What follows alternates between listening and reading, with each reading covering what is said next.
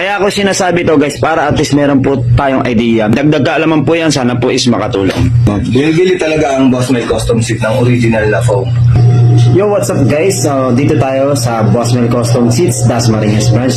So, ipiplex ko lang po sa inyo guys kung ano ang pinagkaiba mismo ng original na foam na ginagamit natin dito sa Boss Mel Custom Seats kumpara sa mga rebanded lang po. So, manood lang kayo guys.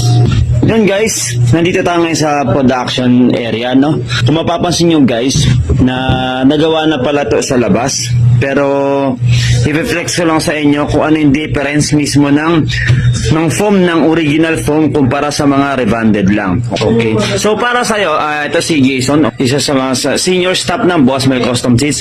Para sa'yo, Jason, anong pinakaiba ng mga rebanded na foam kumpara sa mga original foam na ginagamit natin sa Boss Mel Custom Seats? Original na foam, mas malambot siya. Sa rebanded naman, eto, hindi mo siya mapakinis ng kahit tabasin mo siya. Kaya ang ginagawa nila dito, kinakat lang sila ng lagare. Kasi sobra mahirap talaga siyang i-grinder. Tapos, yung kada, yung dikit-dikit yan eh. Mararamdaman mo na, parang bukol-bukol siya.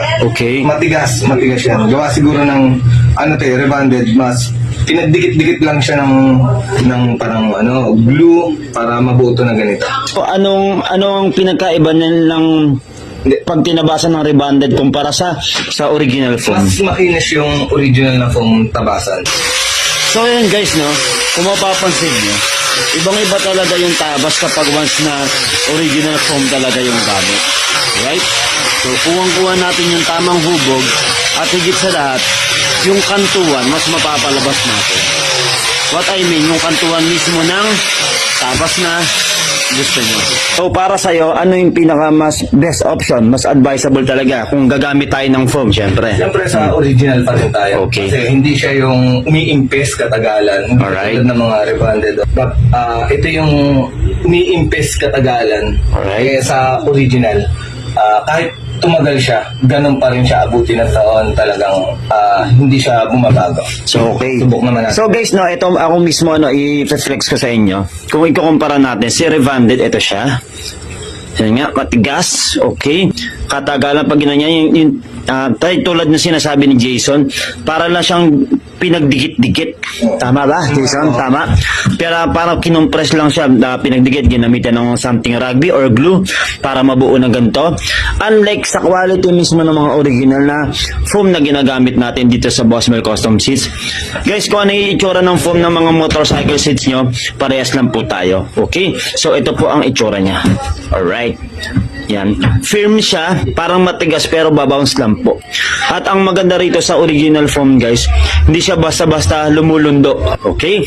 So, ikumpara naman natin, itabi natin yung ating... Yung tabas ng foam na original. Ito po yung foam ng original. Kung Kaya natin siyang pakinisin na ganito.